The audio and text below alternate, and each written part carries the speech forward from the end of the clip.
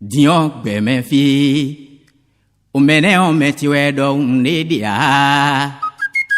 o mbi o honton me sebo o jen yin si do salu yen ton po me de so dia wa yi bi ya ko wa me mbi ya ko wa me de su on le pon e sebo o jen yin si da ko en ton pon bo me de so dia do we nu bo e ogbeto me ado hi hajenai akwe kada si to e o a pon me gan de ko gbe ni ma khe azan ton gbe o me de kon pon we nu dudu de me o eyin mo gbeto hi si do wa mo do gbeto hi si do gbe o e chomo mi honu gbeto ye di elo ye jen me tuwe ran tuwe we wa yi to pon e lo wa yi do pon e lo bo yi do salu honton tuwe me wu ari ji tuwe wa yi do pon e lo bo yi da ko tuwe akoto no tuwe yo kenklen wa yi bo do yi lo ran tuwe we bo o khen wa mi me lo ran na se we o elo endi dawa o mi me biton we me o we fi me de o me ti we da unde de a o bi o koto me se ko ade ye se do saluchi o me de sa dia wa ibi ya ko wa me bi akawa me de su o le ko ese ko je ye se da ko ye ton o me de so dia do we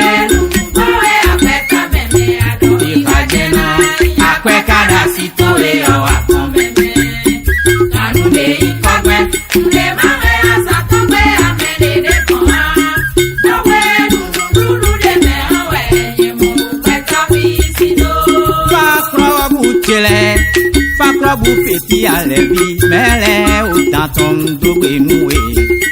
o kwe ndogbe nuwe Ezekiel ugeva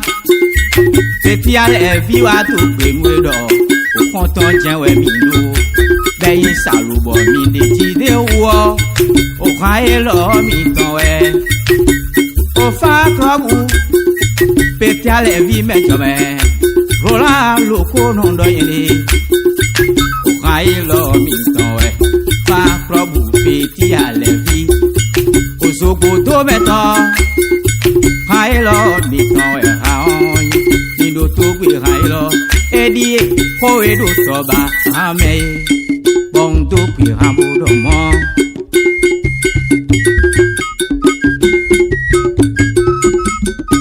mi mede yin khonton tile o lo mi ton yi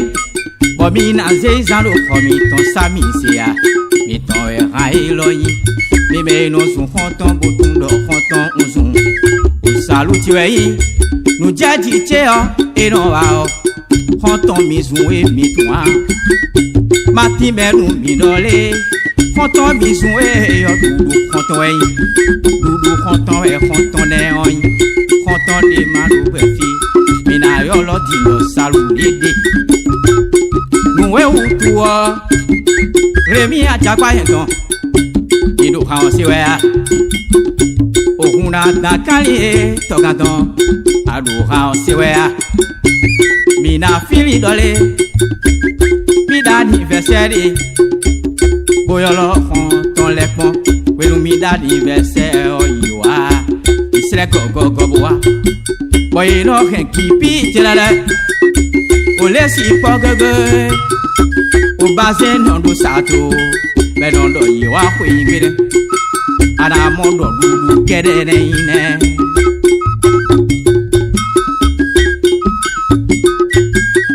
ei un jago jito e pede flavo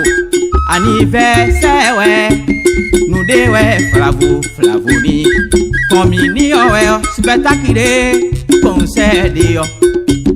ana no mo isle gogogo do do funle wu pato ipon ze portable to e olobo yolo khoton to e ayi wa na le yolo ibo do nja son lo ofie jaye gohunde sena sui wenne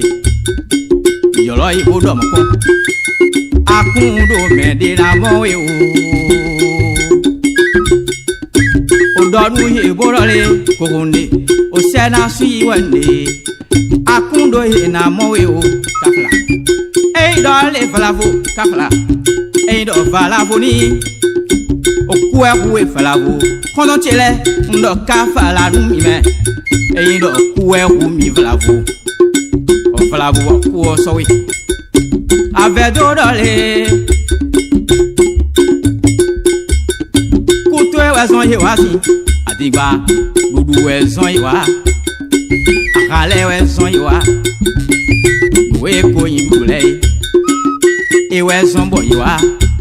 we utu atuma nu jado jito eni falavo konton to wede ba kubo ni ero nto e bolo weni e wa hija kumebo yi e van mi kolo dalo tome beja khodogbe yo ho e no dodo mewe atunwa nyane mano ba mede ku nyane mano je tagba wi tonje no no ho e no dore wenwe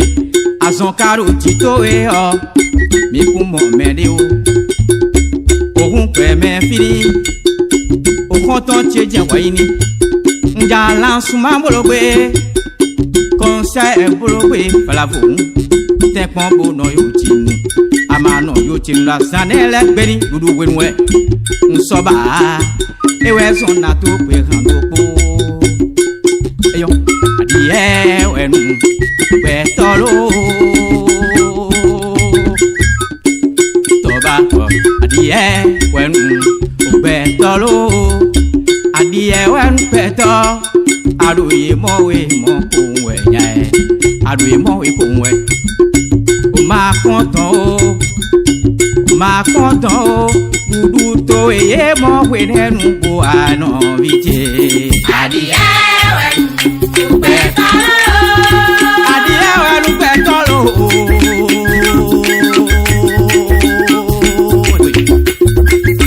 Ewe peto ave todo moezi dudu to egbe se bo sele no vije adiewe peto oh ye kisi do mnelo ava to dudu jera kamane oh ye kisi do mnelo oh ava to dudu kara sagba ube no yiso male du mono onu pipe ame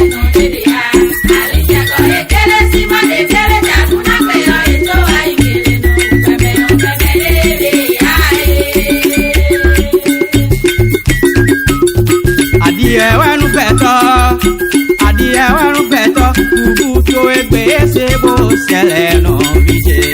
adie wenu peto oye kisi do mndelo ava to dudu jera oye kisi do mndelo ava to dudu jera saba no yiso male du mono onu pipe ame no deria ale jako ekele si male kele janu na pe yo eto ai mere no